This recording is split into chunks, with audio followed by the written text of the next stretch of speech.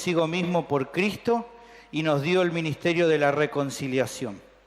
Que Dios estaba en Cristo reconciliando consigo al mundo, no tomándoles en cuenta a los hombres sus pecados, y nos encargó a nosotros la palabra de la reconciliación. Así que somos embajadores en nombre de Cristo, como si Dios rogase por medio de nosotros, os rogamos en nombre de Cristo, reconciliaos con Dios.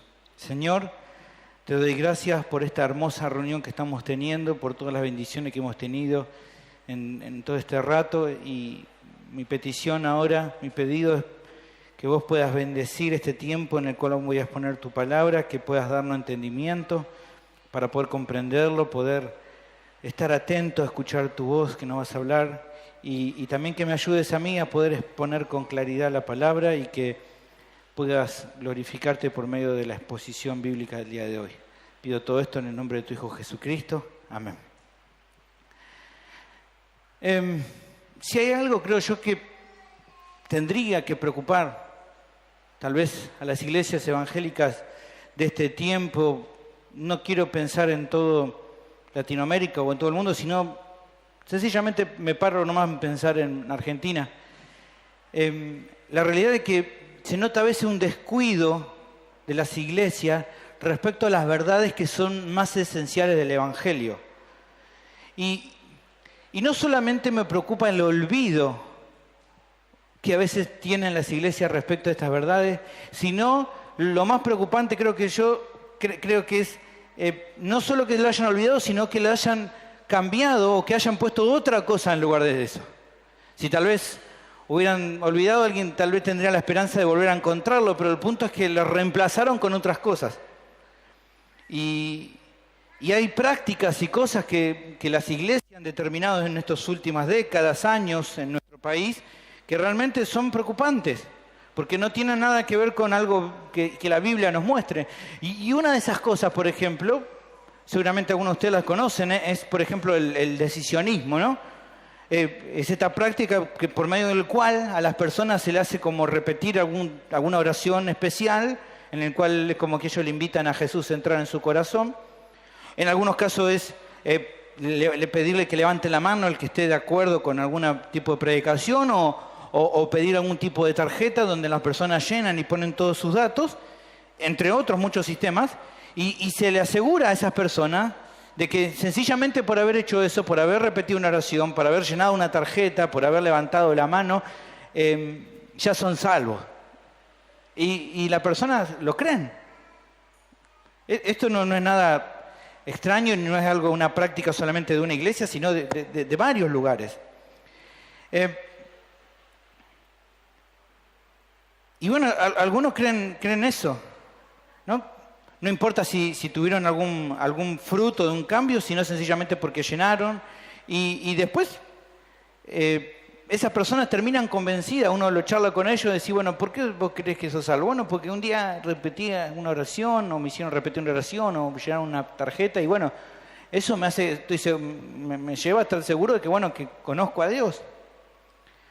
Otro ejemplo, también bastante triste, es y también que no tiene por así decirlo, un fundamento bíblico, es lo que practican muchas iglesias, que es el llamado al altar, ¿no? Esto de llamar a las personas a que pasen al frente, cosa que en la Biblia no encontramos en ningún lado, pero bueno, las personas pasan al frente y supuestamente por creer, ¿no?, con todo el corazón en ese momento y por la oración del que está predicando, de los que están ahí liderando, esa persona recibe algún tipo de salvación en su vida, de poder.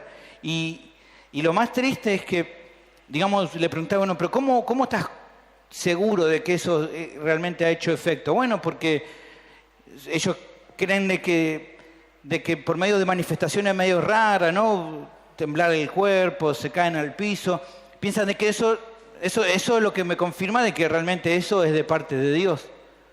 Y nuevamente no encontramos en esto, ¿no?, algún tipo de asilo bíblico. Es como que pareciera de que el Evangelio no fuera suficiente para cambiar o no sea lo importante en ese momento, sino el hecho del poder que supuestamente puede tener un hombre que te ora, o la fe que vos tengas supuestamente para recibir, ¿no?, como dicen algunos, para apropiarte de esa bendición que es para vos. Bueno, otra situación también muy conocida y que cada vez se ve mucho en este tiempo es el pragmatismo, ¿no? Las iglesias empezaron a ofrecerle a las personas lo que esas personas quieren, ¿no? Empezaron a estudiar, a ver cómo eran las personas, a ver qué gustos tenían y entonces le empiezan a ofrecer eso para que la gente se sienta cómoda, para que la gente se sienta aparte, que esté en la iglesia y se sienta feliz por venir a la iglesia, ¿no? Y hacen actividades enfocadas a que la gente justamente se sienta bien. Y no solamente hacen actividades de esta manera, sino que eso mismo contagió a una de las predicaciones. En las predicaciones se empiezan a decir cosas que a la gente le guste, que le levante la autoestima, que haga que la gente se emocione, que se vaya feliz a su casa. No importa si lo que se dice es cierto o si es de todo fiel a la Biblia, lo importante es que la gente se vaya bien. Y entonces nos ataca a veces el problema que tiene la persona, porque el problema de las personas no es que necesiten levantarle la autoestima o que se vayan a ir a la casa. El problema de las personas es el pecado. El problema de toda la humanidad es el pecado. Y lo que la gente necesita es saber respecto a eso y saber respecto a lo que Dios hizo respecto a ese problema. Y aunque esto lo vemos, todas estas cosas ustedes lo han visto, lo ven, tienen conocidos, ¿no? Personas que ustedes conocen en los cuales a veces practican estas cosas, no es algo novedoso en un sentido. Yo creo que la historia siempre ha mostrado este tipo de situaciones o cosas parecidas. Si ustedes van a la época de los Corintios, ellos también tenían ahí una mezcla rara en estos falsos maestros que estaban en la iglesia. Habían metido costumbres extrañas o costumbres antiguas y cosas de filosofías de ese tiempo. Habían hecho toda una mezcla y estaban ofreciendo eso a la gente, porque parecía que era más interesante que el evangelio que ellos habían recibido y por el cual habían llegado a la salvación. Entonces, justamente por eso el apóstol hace esta defensa en estos versículos para intentar mostrarle qué era lo que ellos realmente necesitaban y qué era lo que ellos tenían que predicar. Y creo que justamente estos textos de hoy nos ayudan a nosotros, nos van a animar. Nos van a animar a ver la importancia que tiene el Evangelio, la importancia que tiene lo que Dios hizo, no solamente verlo para nuestras vidas, sino para luego entender que como iglesia somos llamados a servir, no entreteniendo a las personas, no queriendo mejorar la autoestima de los demás, no queriendo hacerlos felices, sino hablándoles de Cristo. Eso es un poco lo que quiero hoy trasladarte. Así que te animo a que prestes atención y me sigas porque sé que va a ser de mucho ánimo poder entender lo que vamos a ver hoy. Y como te decía, si vos empiezas a mirar por arriba y te dije que tengas tu Biblia abierta, el versículo 18 nos da la clave de cuál es el tema. Fíjense que al final del versículo nombra esto del ministerio de la reconciliación. Ese es el tema un poco de lo que vamos a ver hoy. Y vamos a ver que esto del ministerio de la reconciliación es el servicio más importante que los creyentes pueden prestar.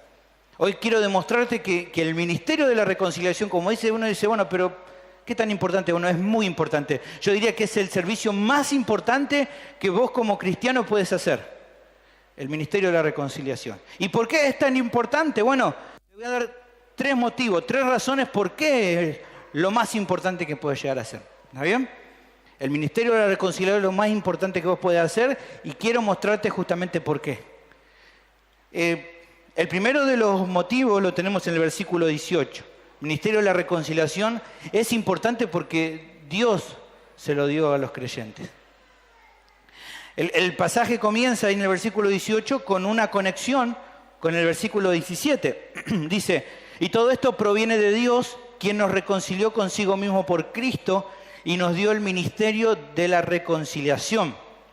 Y todo esto está hablando respecto al versículo anterior. ¿Qué decía el versículo anterior? ¿Qué verdad importante decía? Bueno, decía que si alguno está en Cristo, nueva criatura es. Ese era lo más importante de ese versículo que leímos anteriormente. Entonces, si alguno está en Cristo, nueva criatura es. Lo que ahora es mencionar aquí al comienzo es ¿quién produjo esa obra? ¿Quién te hizo una nueva criatura? ¿Quién hizo al creyente una nueva criatura? Bueno, según nuestro texto, Dios mismo. Esto proviene, esta nueva creación que es el creyente, ¿de quién proviene? De Dios. Él nos salvó. Dios nos salvó. Y lo que aquí muestra respecto a esa obra de salvación es lo que dice nuestro texto. Nos reconcilió consigo mismo. Dios hizo una nueva criatura, ¿cómo? Reconciliándonos consigo mismo. ¿Y qué significa esto de reconciliarnos con Él mismo? Bueno, creo que antes de responder qué significa eso, tenemos que considerar algo importante, una realidad importante, que tal vez el pasaje no lo está mostrando ahí, pero que está implícito. Si realmente está diciendo el texto que nos reconcilió con Dios, ¿qué quiere decir? Que antes de estar en Cristo, ¿cómo estábamos con Dios? Estábamos enemistados, estábamos peleados con Dios.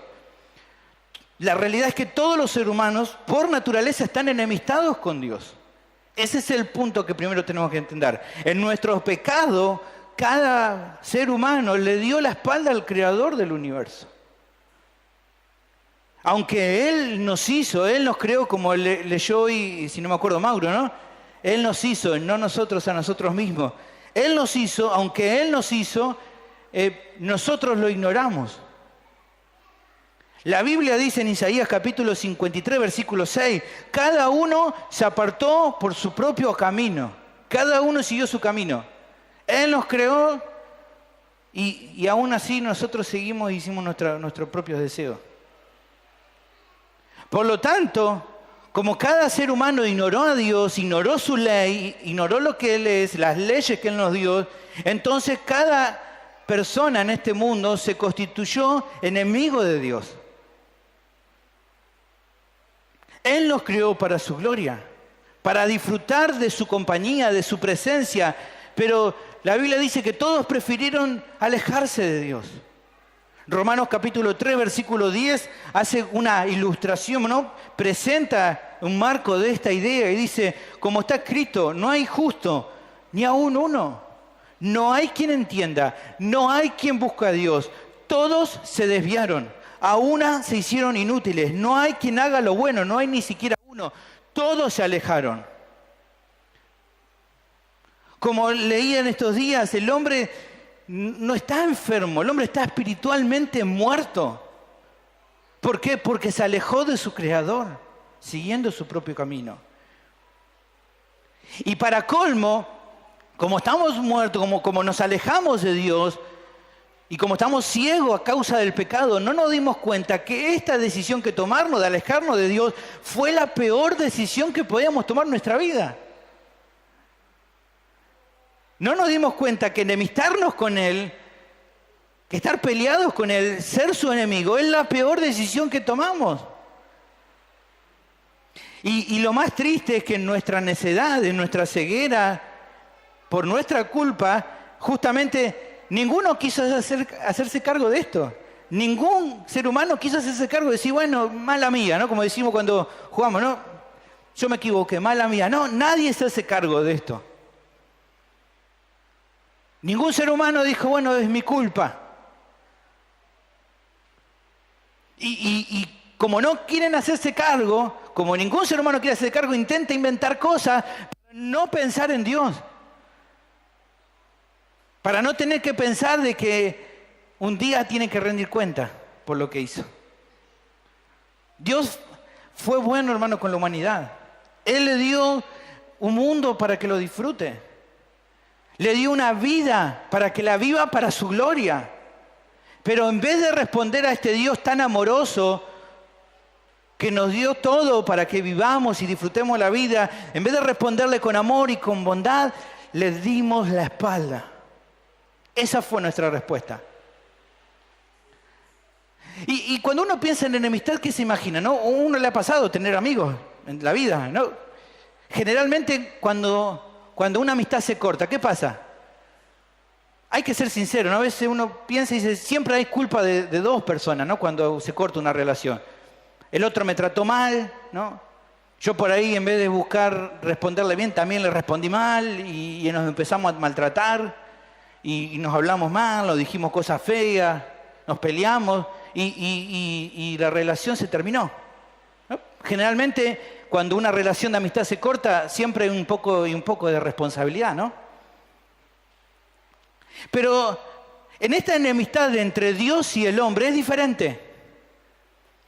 En nuestras relaciones de amistad siempre un poco de culpa tienen cada uno de los amigos. Pero en la relación de enemistad que hay entre Dios y el hombre es totalmente diferente. ¿Por qué es totalmente diferente? Porque en esa enemistad que hay entre Dios y el hombre es totalmente culpable. Dios no tiene absolutamente ninguna culpa en esa enemistad que hay entre Dios y los hombres. Los hombres son los culpables. Dios siempre fue bueno con el hombre, pero el hombre le respondió dándole la espalda.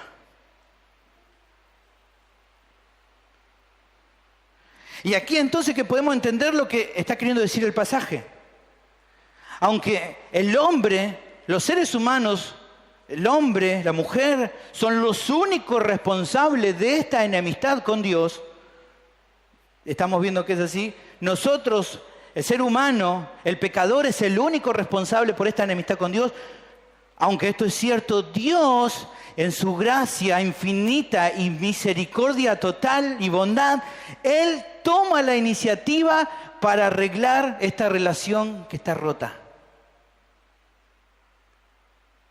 Él no hizo nada, el culpable era el otro, pero Dios toma la iniciativa para solucionar este problema. Y esta actitud misericordiosa de Dios buscando y tomar la iniciativa de arreglar las cosas con el hombre, lo vemos desde el comienzo de la historia. No vamos a leer todos los textos, pero cuando Adán desobedece a Dios, le falla, ¿quién toma la iniciativa? ¿Quién busca a quién? Dios va a buscar a Adán. Adán se esconde de él, pero Dios va a buscarlo. No vamos a leer los textos por razones de tiempo, pero usted busca ahí después Génesis capítulo 3, versículo 8 y 9, va a ver quién busca a quién. Es Dios que va a verlo. Y es el hombre que se esconde. Con Noé también usted va a encontrar eso. Todos los hombres estaban perdidos, haciendo maldad.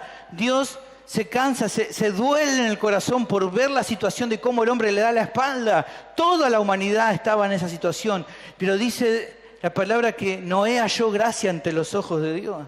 Dios toma la iniciativa y salva a Noé y su familia. ¿No era mejor que el resto? No. Pero Dios toma la iniciativa para salvar a la familia.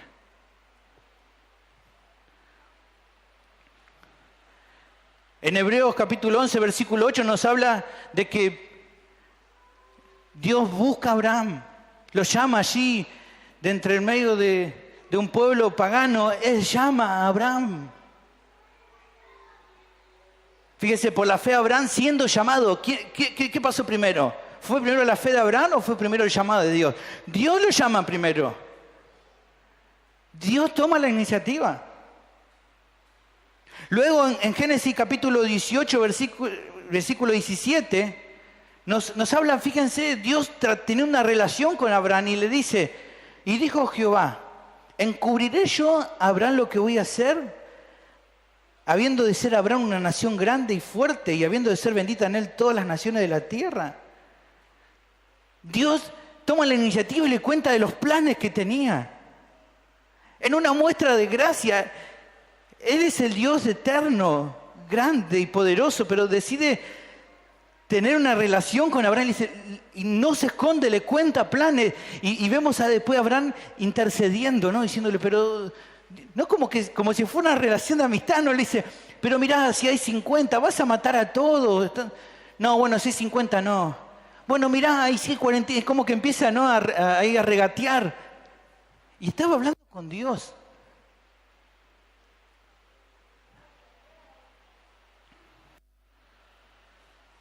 Años después también vemos a Dios queriendo destruir al pueblo, pero permitiéndole que Moisés se acerque. Y él le dice, voy a destruir a todo y voy a hacer una gran nación. No, Señor, ¿cómo vas a hacer así? ¿Qué van a decir los demás? Una relación. Dios toma la iniciativa. Si lees en 2 de Samuel capítulo 11, vemos a otra persona que tiene una relación con Dios, David. David se manda un pecado terrible, pero no dice nada. Se hace el sonso, ¿viste? Como dice, bueno, si pasa, pasa. Pero Dios no se le iba a dejar pasar. Dios manda al profeta Natán que confronte el pecado de David. Y ahí David entonces, cuando es expuesto su pecado, se arrepiente. Pero Dios aunque le había desagradado esta actitud, toma la iniciativa para buscar corregir ese pecado de David. No es que David, se arrepiente, se dio cuenta de lo que hizo, no. Dios se expone, toma la iniciativa. Años después, Dios por medio de los profetas habla a la gente, a su pueblo de Israel y le dice, el problema no es que yo falle en esta relación, el problema son ustedes que fallan y fallan y fallan. En Oseas capítulo 4, versículo 1, le habla de eso. Oíd palabra de Jehová, hijos de Israel, porque Jehová contiende con los moradores de la tierra, porque no hay verdad, no hay misericordia. Hoy hablamos de eso en la escuela bíblica, esa misericordia que menciona ahí la palabra Gesed, amor leal. No son leales conmigo. Yo tomo la iniciativa, los atiendo, hago cosas por ustedes, pero ustedes no responden. Cuando lees todas estas historias te das cuenta que hay un solo héroe. Es Dios, quien una y otra vez toma la iniciativa amorosamente y se acerca al hombre. Ahora alguien podría decir, lo que pasa es que, ¿por qué se acerca tanto? ¿Que se siente muy triste Dios y por eso se acerca al hombre? Porque sin el hombre le hace falta algo. No hay que confundir las cosas. De ninguna manera, Él está completamente satisfecho en la Trinidad. Él no necesita nada de nosotros. No hace esto porque, los necesito a los seres humanos. Él no necesita nada. Esta muestra constante de tomar la iniciativa para arreglar la situación es solamente una muestra de que Él es bondadoso. Sencillamente porque Él tiene misericordia de nosotros. De que, como diría un salmista, se acuerda que somos polvo. Y por eso sigue intentando. Pero todavía hay algo más. Hay algo más. Vemos muestras de amor, de gracia de Dios en el Antiguo Testamento, pero todavía hay una muestra más. ¿Cuál es la mayor muestra de amor que Él tiene? La de enviar a su único Hijo al mundo. Nuevamente Dios toma la iniciativa. Tal es así que toma la iniciativa que Dios baja del cielo y toma forma de hombre en Jesucristo. ¿Y qué buscas con eso? Lograr la reconciliación. Pero ya no una reconciliación a media, una reconciliación completa. Una reconciliación que va a ser eterna. Ya esa relación no se va a romper más. ¿Por qué? Porque Dios va a hacer lo que el hombre no puede hacer. Entendiendo que el hombre no puede, entonces Él hace lo que el hombre no puede hacer. ¿Y lo hace por medio de quién? Del Hijo de Dios. Romanos capítulo 5, versículo 10 nos da esta explicación bien clara. Porque si siendo enemigos fuimos reconciliados con Dios por medio de ¿quién? Por la muerte de su Hijo, mucho más estando reconciliados seremos salvos por su vida. Por medio de la muerte de Cristo, Dios nos reconcilia con Él mismo. ¿Entienden eso? Más adelante, en el próximo sermón, vamos a explicar un poco mejor. No se pierdan el próximo porque es precioso hablar de 5:21. Pero no, vamos a seguir hoy acá todavía, no nos vamos a emocionar. Esto es lo que estoy queriendo resaltarte. Si el cristiano entonces es una nueva criatura, es solamente porque por medio del Hijo, Dios hizo posible la reconciliación con el hombre. Y eso es lo que anuncia entonces el Evangelio, que la reconciliación con Dios es por medio de ¿quién? De Cristo. Por eso Cristo dijo, yo soy el camino. Porque si el hombre se quiere reconciliar con Dios, ¿por medio de quién lo puede hacer? ¿Lo puede hacer por medio de una religión? No. ¿Lo puede hacer por medio de hacer buenas obras?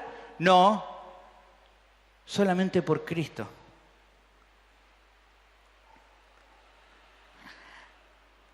Entonces, Dios nos reconcilia con Él mismo por medio de Cristo. Él nos salva, hace de nosotros una nueva criatura. Pero hay más todavía para decir. ¿Qué dice nuestro versículo ahí? Nos reconcilió consigo mismo por Cristo. ¿Y qué hace también Dios? Nos da el ministerio de la reconciliación. Nos salva nos reconcilia con Él y nos da el ministerio de la reconciliación. ¿Y qué es esto? Nos da el ministerio de la reconciliación. Bueno, la palabra aquí para ministerio es la palabra diaconía, es la palabra que se usa normalmente para servicio. Entonces, piensen en esto. Servicio. Lo que nos dio es un servicio. Y vimos ya que es reconciliación, ya vimos lo que es, ¿no? Que Dios nos reconcilia por medio de Cristo. Entonces, tomando esas dos cosas, ¿qué es lo que podemos sacar como conclusión? ¿Qué nos está queriendo decir acá?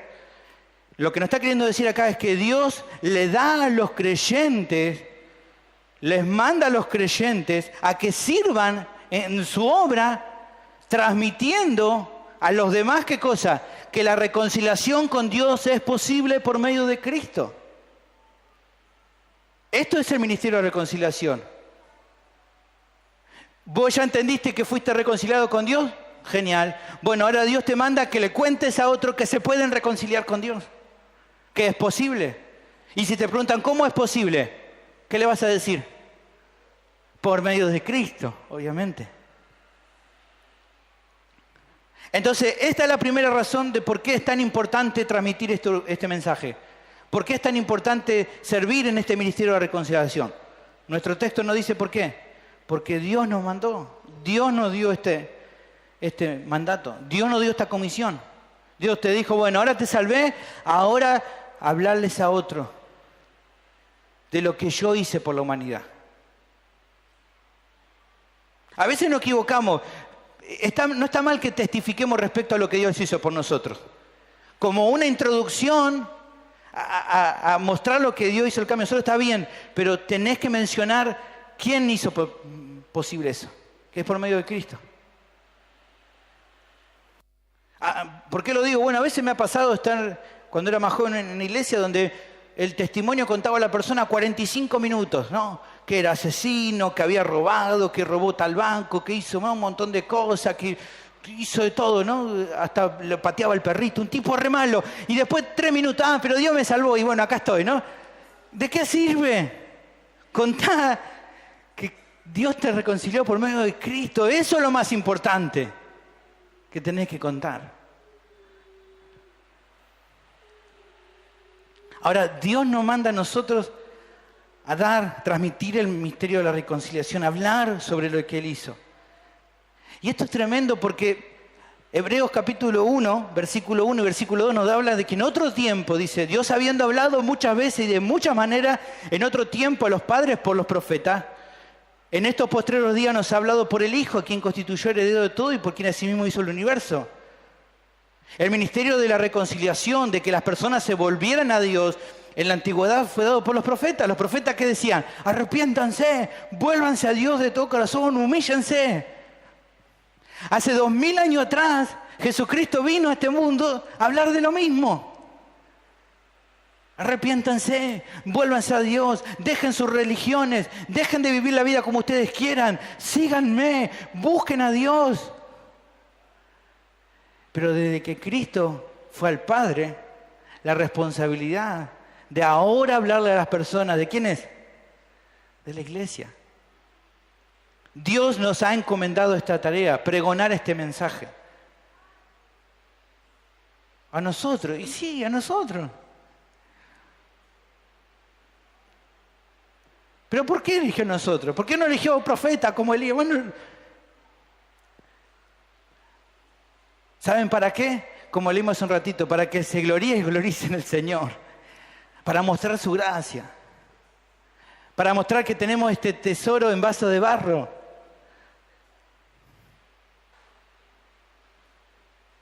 Ahora, los profetas, los vemos en el Antiguo Testamento, ellos fueron fieles en presentar el mensaje, aunque fueron muchas veces rechazados, aunque a veces tuvieron que morir, ser encarcelados, sufrir, ellos dieron ese mensaje con fidelidad.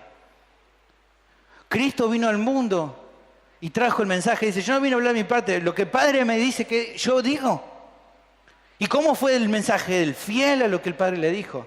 Él dice al final de su tiempo, todo lo que me diste, Padre, que hiciera, yo hice todo como me mandaste. Fue fiel en presentar su mensaje. No importaba que el mundo lo rechazara, Él les habló lo que tenían que hablar, el mensaje que tenía que traer al mundo. ¿Por qué? Porque aparte sabía de que solamente por medio de ese mensaje las personas se iban a poder reconciliar con Dios. Ahora, esto es lo terrible de este tiempo de la iglesia evangélica. No solo que no llevan adelante el ministerio de la reconciliación como tendrían que darlo, sino que prefieren traer otros ministerios. Dicen, no hablemos más sobre esto del evangelio, sobre la reconciliación, sobre el pecado, sobre la muerte, sobre la condenación. Mejor digámosle otras cosas a las personas. Mejor contémosle alguna historia linda.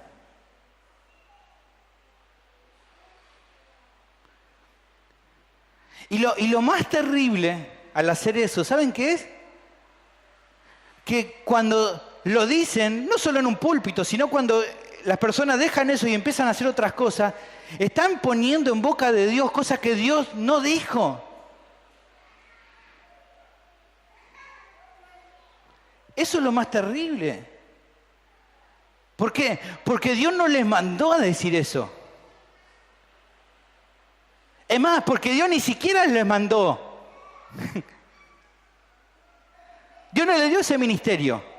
Dios que ha dado a la iglesia, ¿qué ministerio vimos acá? El ministerio de la reconciliación. Pero las iglesias determinan dar otros ministerios. El ministerio del entretenimiento, de la autoestima, del pedir, créelo y lo vas a recibir. ¿Dios le mandó a hacer eso? No. Pero ellos dicen que lo dicen de parte de Dios. Que Dios los mandó. Ahora, fíjense, ¿cómo piensan Dios que toma esto? Cuando alguien va en nombre de Él a hacer algo que Él no manda. O cuando alguien va a hablar algo que Él no le mandó a hablar. ¿Cómo ustedes creen que Dios se pone? Dice, bueno, no me importa tanto. Dios aborrece eso. Fíjense lo que dice Jeremías capítulo 23, versículo 32. He aquí, dice Jehová, yo estoy contra los que profetizan sueños mentirosos y los cuentan y hacen errar a mi pueblo con sus mentiras y con sus lisonjas. Yo no los envié, yo no los mandé. Ningún provecho hicieron a este pueblo, dice Jehová. Y cuando te preguntara este pueblo o el profeta o el sacerdote diciendo, ¿cuál es la profecía de Jehová? Le dirás, esta es la profecía, yo los voy a dejar, ha dicho Jehová. Y al profeta, al sacerdote o al pueblo que dijere profecía de Jehová, yo enviaré castigo sobre tal hombre y sobre su casa. La profecía, el mensaje de Dios era arrepiéntanse, dejen sus malos caminos, va a venir el juicio sobre ustedes. Pero los profetas que Dios no había mandado le decía, está todo bien, paz, paz, está todo tranquilo, quédense tranquilos, está el templo, no puede pasar nada. Está el arca ahí adentro. ¿Cómo Dios va a permitir que nos pase algo? Somos el pueblo escogido. Y Dios le dice, aborrezco eso. ¿Qué piensan que Dios va a hacer si no hacemos el ministerio que Él nos mandó?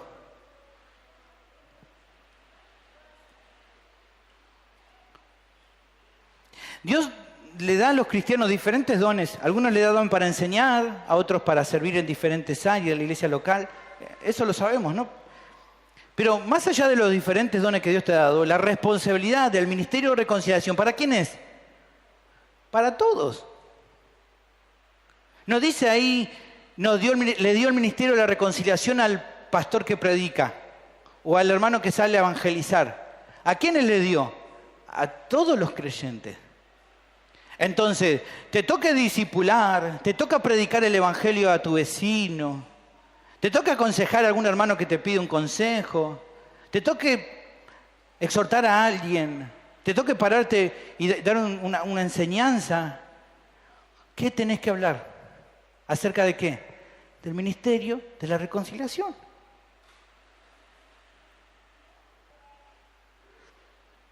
Hablar acerca de lo que Dios hizo.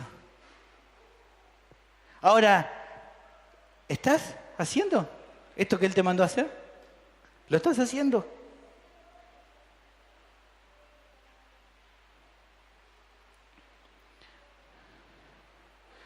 La siguiente razón importante ¿por qué es tan importante el ministerio de la reconciliación? Es porque proclama la obra de Cristo. El texto prosigue dando más detalles respecto a este ministerio. Dice que Dios estaba en Cristo, versículo 19, reconciliando consigo al mundo, no tomándoles en cuenta a los hombres sus pecados, y nos encargó a nosotros la palabra de reconciliación. Lo que se menciona aquí es que de qué se trata el contenido de este ministerio. Es la obra que Cristo hizo por los pecadores. Es lo que Cristo hizo, lo esencial de este ministerio de reconciliación. O sea, es lo que sostiene este ministerio de reconciliación. Es la base a partir de cómo se construye todo el edificio. En Efesios capítulo 2, versículo 20 lo nombra: edificado sobre el fundamento de los apóstoles y profetas, siendo la principal piedra del ángulo Jesucristo mismo. Él es la piedra que sostiene todo este ministerio. O sea, sin la obra de Cristo, este ministerio de reconciliación no es nada, no existe. Existe porque Cristo hizo lo que hizo. Pero también se remarca qué resultado trajo lo que Dios hizo por medio de Cristo. Aquí tenemos también el resultado. ¿Cuál es ese resultado? Dice, Dios estaba en Cristo reconciliando consigo al mundo, y que dice, no toma en cuenta los pecados cometidos. Dios en Cristo no toma en cuenta los pecados. Y aquí el término logizomai es tomar en cuenta. Es un término que habla de, un término que se utilizaba en aquel tiempo, un término contable, para hacer números, para hacer cuentas. Es como querer enumerar, ¿no? O sea, lo que está queriendo mostrar acá, ¿qué es? Tus pecados eran una lista muy larga. Todas cuentas, Dios es justo, no deja pasar nada que sea en contra de su carácter. Entonces, Sergio tenía todos esos pecados. Y por culpa de toda esa lista de pecados, yo estaba enemistado con Dios. Por mi culpa, porque estaban todos esos pecados. Ahora, ¿qué es lo que hace entonces? Dios, por medio de la obra de Cristo, Él toma toda esa cuenta interminable de pecados y lo clava en la cruz de Cristo, porque ya no lo toma más en cuenta. Colosenses capítulo 2, versículos 13 y 14 habla de esto, dice: y a vosotros, estando muertos en pecados y en la incircuncisión de vuestra carne, os dio vida juntamente con Él, perdonándoos todos los pecados. Fíjense, anulando el acta de los decretos que había contra nosotros, que nos era contraria, quitándola del medio y clavándola en la cruz. Este versículo muestra una figura, una ilustración que tal vez nosotros no la entendemos bien, pero que está bueno verla. Cuando alguien era crucificado, ¿no? Usted sabe que a veces las personas morían crucificadas, era una de las peores formas de castigar a alguien. Bueno, se colgaba a esa persona en esa cruz y también se colocaba un cartel diciendo por qué era crucificado. Por eso cuando al Señor lo cuelgan le ponen, ¿se acuerdan? Rey de los judíos, todo. ¿Y qué dicen los judíos, los fariseos? No digan Jesús rey de los judíos, digan Él se llamó así. ¿Por qué querían que ponga eso? Porque la culpa por la que para ellos Él estaba colgado es porque Él se hacía llamar el rey de los judíos. Por eso tenía ese cartel puesto. Ahora, ¿ven esta ilustración? Dios agarra todo ese papel con el cual vos tenías que estar colgado en esa cruz y la pone en la cruz de Cristo. En esa cruz estaba esa lista interminable de pecados. El Hijo carga tus pecados.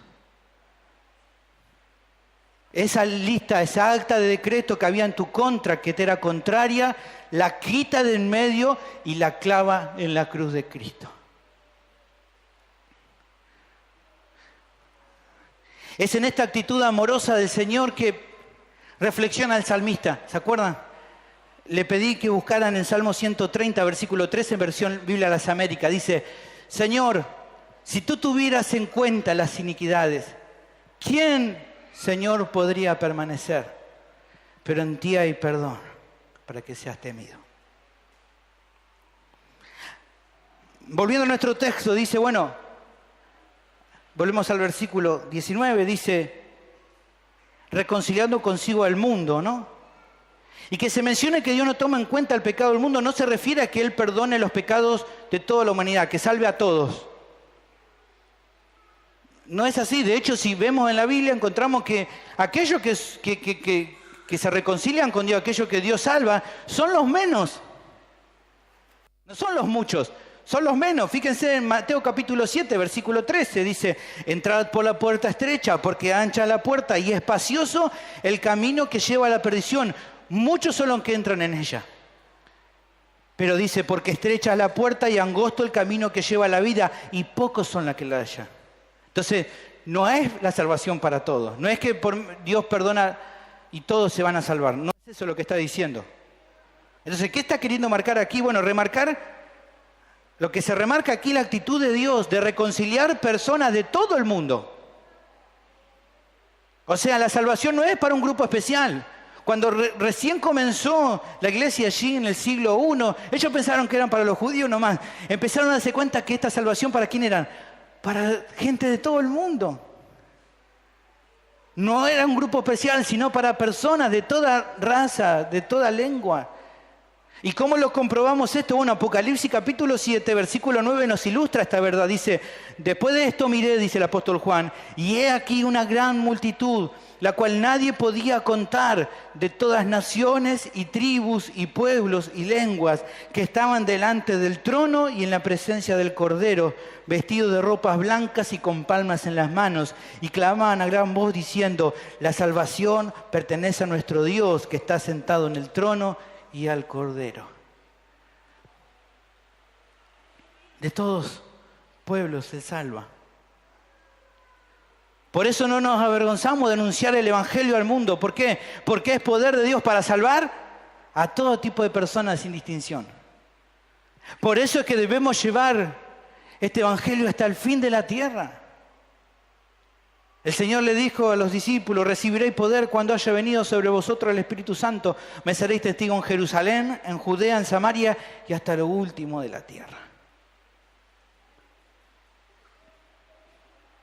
Ahora, en cuanto a la responsabilidad, ¿no?, del creyente en este ministerio, el pasaje aquí define con claridad, dice, se nos encarga la palabra de reconciliación. Por la duda que uno tenga duda, ¿no?, de qué se refiere este ministerio. Es un ministerio de la palabra de la reconciliación. O sea, Dios nos manda a hablar, a predicar, a enseñar, a pregonar, donde sea que te toque y como sea que te toque hacerlo, hablar respecto a la reconciliación, a la que Cristo hizo por el mundo. Nosotros, como dijimos, no somos la base de este ministerio, pero la labor que tenemos es importante. ¿Por qué? Porque como vimos en nuestro texto y acá lo vuelve a recordar, ¿qué dice? Dios nos encargó a nosotros hacer esto, de hablarle a otro.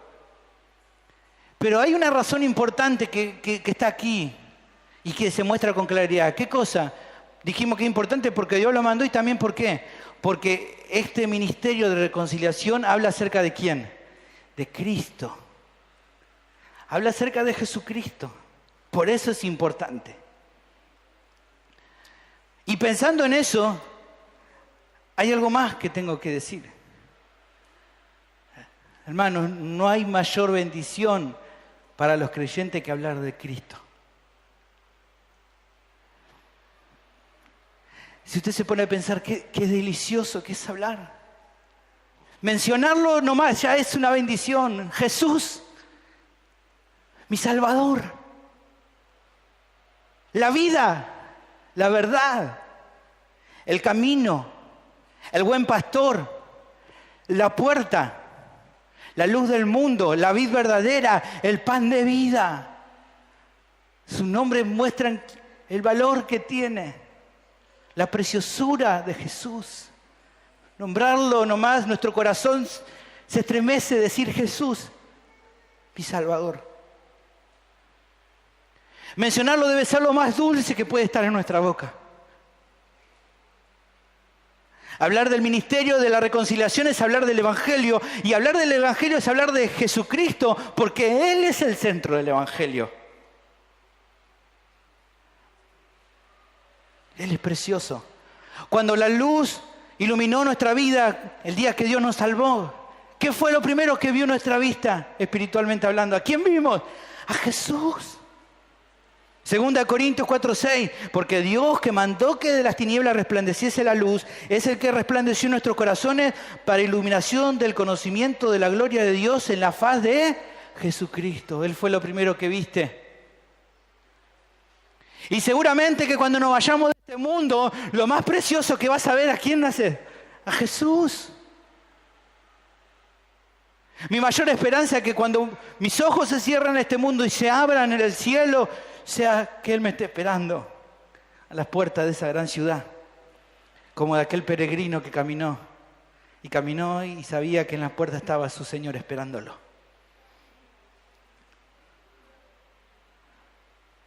No hay nada más importante para hacer en la vida que hablar acerca de Cristo. Todo lo demás es secundario. El problema que nos encontramos nuevamente es que las iglesias quieren hablar poco acerca de lo que Dios hace por medio de Cristo. Es más, algunos son capaces hasta de decir esto, miren, algunos dicen esto, si decimos que Dios ya no toma en cuenta ninguno de nuestros pecados, eso va a dar licencia para que entonces pequen. ¿What? ¿Qué? ¿Ves qué tremendo que suena eso? ¿Ves cómo podemos destruir lo hermoso que es lo que Jesús hizo y lo podemos llevar para donde nosotros queremos? ¿Ves cómo los cristianos han perdido la brújula? Cuando a Pablo le dijeron eso en Romanos 6, dijo, ¿qué? De ninguna manera. De ninguna manera. Si Dios me salvó y me hizo una nueva criatura, ¿cómo voy a seguir viviendo así, como antes? Otros son capaces de decir otras cosas aún peores. Dicen, bueno, venía Cristo y así va a estar mejor tu vida. Se van a acabar tus problemas financieros, vas a tener una novia muy linda, va a mejorar tu problema de autoestima. Lo que tenés que hacer es solamente dar un paso de fe, declarar esa palabra y vas a tener. ¿Ves qué horrible que suena eso? Es horrible. Eso es despreciar lo que Dios nos da. Esto es como decirle al Señor, mirá, que no tome en cuenta mi pecado no me alcanza, yo necesito más. Como si mi problema fuera otro en realidad. Eso es dejar de mirar la obra de salvación y poner la vista en otras cosas que son menos valiosas, hermano. Y eso nos lleva a que reflexionemos, porque bueno, gracias a Dios, aquí no le digo eso a las personas, usted me imagino que no le dice eso a las personas, pero a veces decimos otras cosas que son no tan terribles, pero un poquito menos terribles. Cuando a veces se te da la posibilidad de hablarle a alguien de Cristo y le decís, viste, te cuentas sobre sus problemas y estás ahí y le decís, te invito a mi iglesia, ¿no?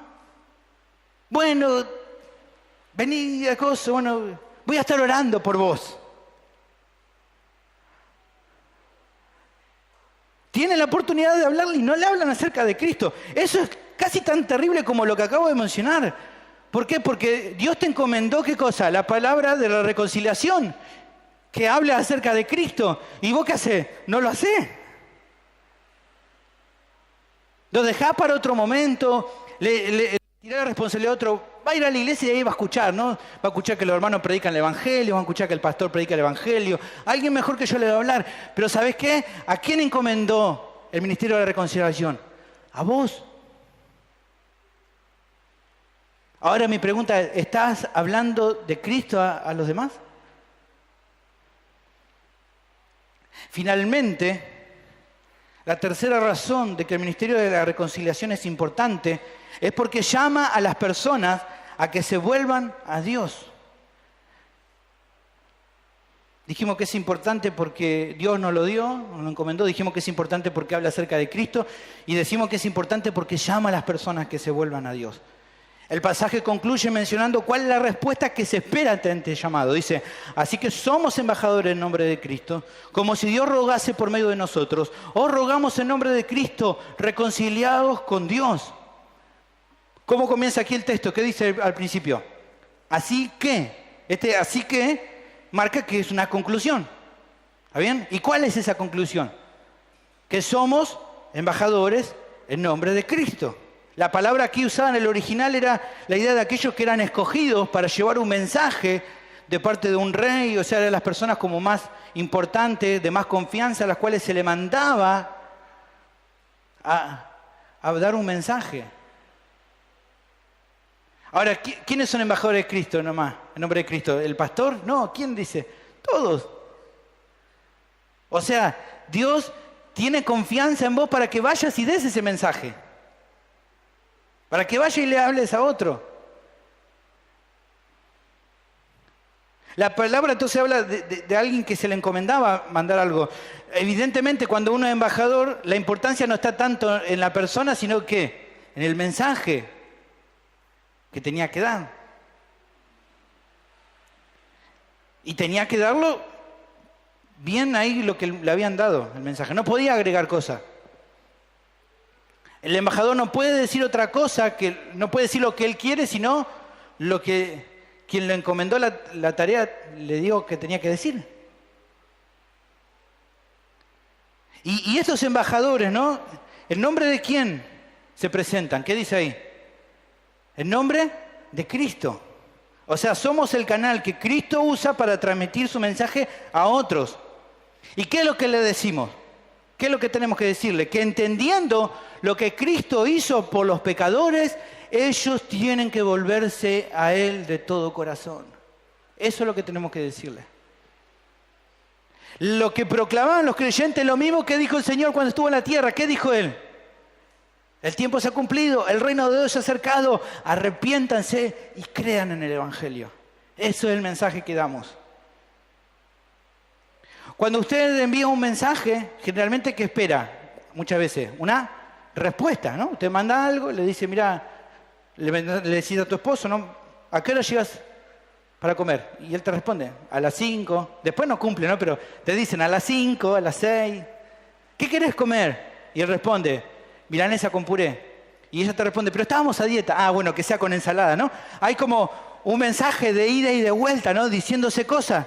Evidentemente aquí hay un mensaje que se da y se está esperando una respuesta. El mensaje presentado es claro, ustedes están enemistados con Dios por su culpa. No pueden hacer nada por sí mismos para arreglar esta situación. Pero el Señor, en su misericordia, ha dado a su Hijo para propiciar la reconciliación. Pero ahora les ruega que dejen de andar en sus propios caminos y se vuelvan a Dios por medio de Cristo. No tienen excusas para no venir a Él. Si no vuelven de todo corazón, se perderán eternamente por su propia responsabilidad. Reconcíliense con Dios. Ese es el mensaje que nos mandan a decir. Y tal vez este tipo de llamados genere dudas, ¿no? Porque si, bueno, entonces para que alguien se salve, entonces tiene que arrepentirse, tiene que creer, tiene que reconciliarse. Entonces, como una salvación por obra, no. La verdad que no. Si alguien cree en el Evangelio es porque Dios le da la fe para hacerlo. Efesios 2:8 dice, por gracia soy salvo por medio de la fe. Esto no es de vosotros, es don de Dios. Dios nos da la fe para creer. Si alguien se arrepiente es porque Dios le concede, 2 Timoteo 2:25, que con mansedumbre corrija a los que se oponen, por si quizá Dios les conceda que se arrepientan para conocer la verdad. Dios da la fe, Dios da el arrepentimiento, pero que esto sea cierto no anula la demanda de Dios a las personas a que se vuelvan a Él. Su enseñanza en este sentido es clara, el mismo Señor lo dijo, todo el que el Padre me da vendrá a mí, y al que a mí viene no le echo fuera. Entonces, ¿qué es lo que te dice a Él? Vengan a mí, vengan. Dios me da la fe y el arrepentimiento, sí, pero mi respuesta es creer y arrepentirme. A eso se le llama conversión, digamos en la teología. A la respuesta de creer y arrepentirse. No es que la conversión es un medio para salvarse, pero sí la primera evidencia de que Dios me salvó, de que Dios cambió algo a mí. O sea, que si no hay una conversión genuina, ¿es por qué? Porque no hay una salvación genuina. Es la primera evidencia de quien se acerca a Él. Y esto a veces genera confusión en las personas, ¿no? A veces piensan que, bueno, si Dios tiene que hacerlo, y bueno, entonces dice, ¿será que Dios me quiere salvar? ¿Será que Dios me habrá escogido? Algunos dicen, no, Dios no me escogió, yo soy un desastre. Pero esas preguntas son tan sonzas. Dios no te manda a preguntar eso. ¿Sabés lo que puede preguntar? Lo que preguntó un día el carcelero, ¿se acuerdan? El de Filipo, que dijo, ¿qué tengo que hacer para ser salvo? Esa tiene que ser tu pregunta. Si te arrepentís humildemente y crees con todo el corazón que Cristo murió por tus pecados, Dios te va a perdonar. No tenés que repetir una oración, no tenés que pasar al frente y que el pastor, no voy a orar por vos, no esperes, no tengo ningún poder. Si alguien te hizo creer eso, está equivocado. No tengo ningún poder. No hay tarjetas aquí para llenar datos o no te voy a hacer levantar la mano. Nada de todo eso. No sirve nada de todo eso. Lo que tenés que hacer es humillarte ante Dios con sinceridad y clamar a Él pidiendo misericordia. ¿Cómo vas a saber si recibiste la salvación? Bueno, si miramos de vuelta al versículo 17 nos da la respuesta. ¿Cómo vas a saber si Dios te salva? De modo que si alguno está en Cristo, nueva criatura es. Las cosas viejas pasaron, he aquí son hechas nuevas. Si Él te salvó, tu vida va a cambiar y los frutos se van a ver en tu vida. Y entonces tu confianza no va a estar en una tarjetita o en una oración repetida, sino solamente en ¿qué? En la sangre preciosa de Cristo que te salvó limpiándote de todos tus pecados. Y por medio de eso te reconcilió con Dios. Vení hoy a Dios, vení hoy por medio de Cristo. No lo esperes más, no lo dejes para otro día. Ahora llama la atención, ¿no? Esto dice, bueno, que Dios, volvemos a nuestro versículo, el 20. Dios ruega por medio de nosotros. ¿Cómo es esto de que ruega? ¿Qué? Es que Dios es un Dios pobrecito, ¿no? A veces escuchaba una clase el otro día, mi profesor decía, ¿no? Que contaba el testimonio de una mujer que estaba con él, una mujer incrédula que decía, pobrecito Dios, pues la gente no le hace caso, ¿viste? Él quiere que la gente se porte mejor, pero la gente no le hace caso. Es como un diosito. Ese no es el Dios de la Biblia. Dios no está atado de mano esperando que la gente le haga caso. Si estás viendo al juez del universo de esta manera, estás totalmente equivocado en tu visión acerca de él. La Biblia dice respecto al Señor que sus ojos son como llamas de fuego. Apocalipsis 19:12, sus ojos eran como llamas de fuego. En Salmo 114:17 dice que ante la presencia de Jehová tiembla la tierra. Así que no es ese Dios pobrecito. Ahora, ¿qué significa que Él ruega? Bueno, el hecho de que Dios ruega es mostrando su actitud bondadosa. De que Él no se deleita de destruir y condenar a las personas. Ezequiel capítulo 18, versículo 32 dice, porque no quiero la muerte del que muere, dice Jehová el Señor. Convertidos pues y viviréis. Su deseo es que nadie se pierda en 1 Timoteo 2:4, el cual quiere que todos los hombres, Dios, sean salvos y vengan al conocimiento de la verdad. Pero ruega y les pide que se vuelvan, porque un día va a juzgar con justicia, descargando toda su ira sobre aquellos que lo rechazaron, que dijeron, bueno, después otro día, que dijeron, bueno, sí, todo muy lindo, pero por ahora no, tengo otras cosas más importantes que hacer. Un día va a descargar su ira.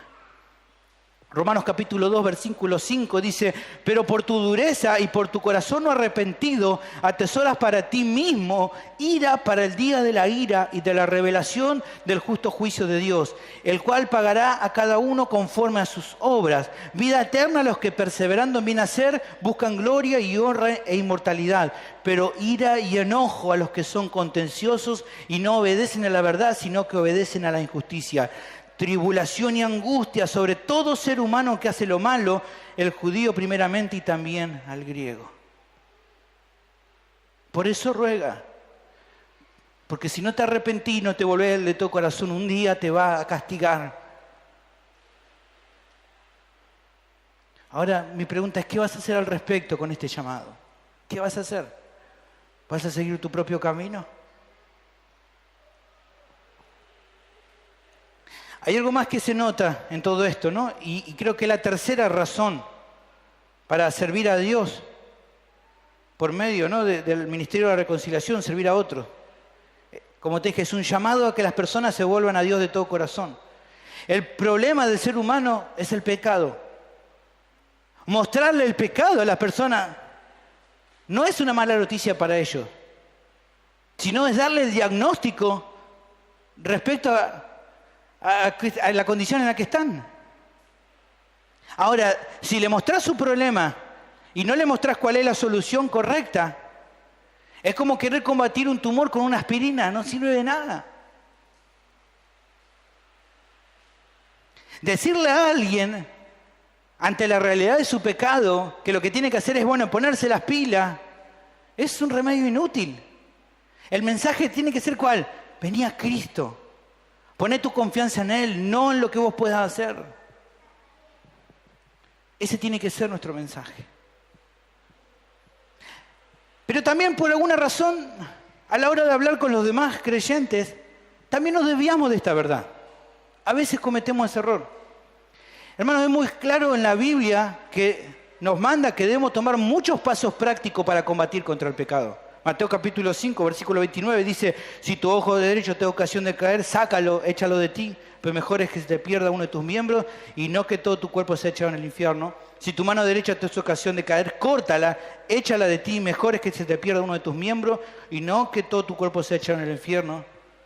Tenemos que tomar pasos para combatir el pecado. En Colosenses capítulo 3 nos manda a hacer morir lo terrenal. Claramente que sí. Tenemos que esforzarnos para tratar con el pecado, pero eso no puede menoscabar el hecho de que cada creyente necesita ir a Cristo constantemente por medio del Evangelio para tratar con su vida. Si solamente le vas a hablar a una persona sobre pasos prácticos y no le vas a mencionar que tiene que ir a Cristo, no alcanza, le está faltando algo. Pensar en que Dios nos acepta en base a lo que Cristo hizo por nosotros es el único consuelo para seres imperfectos, porque por más que nos esforcemos y vayamos tratando con el pecado, tristemente muchas veces vamos a seguir luchando con el pecado. Por eso necesitamos predicarnos el Evangelio, recordarlo. En nuestras luchas, cuando volvemos a caer, necesitamos recordar el Evangelio, porque es el ánimo más hermoso para poder buscarlo cada día. Seguí esforzándote cada día, hermano. No estoy diciendo que no malinterpreten eso. Seguí esforzándote para usar los medios de gracia que Él te provee para tratar con tu pecado. Seguí haciendo, si recibiendo los consejos que los hermanos te dan para luchar contra el pecado. Hacelo.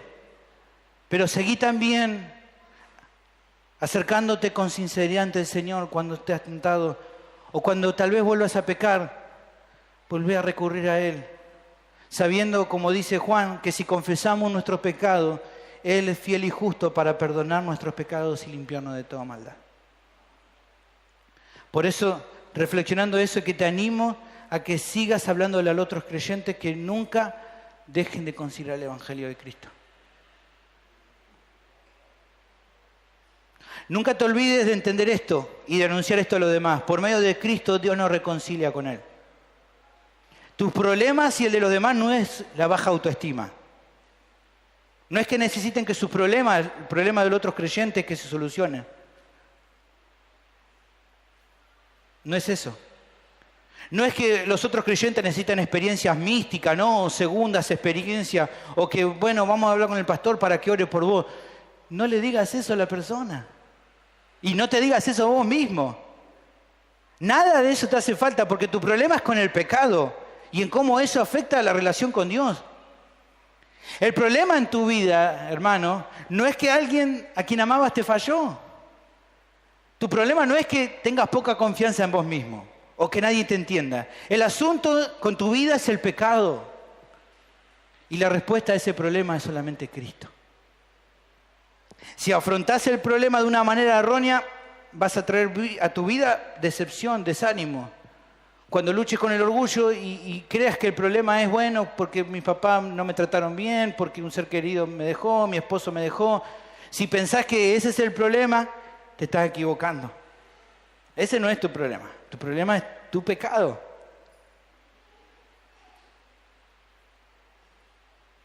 Pero si te apartás de tu pecado, confiando en la obra de Cristo, tu vida va a ir cambiando. ¿Estás considerando esto? ¿Le estás dando este mensaje a los demás? ¿Qué mensaje le estás dando? Padre, te damos gracias por tu infinita bondad, infinita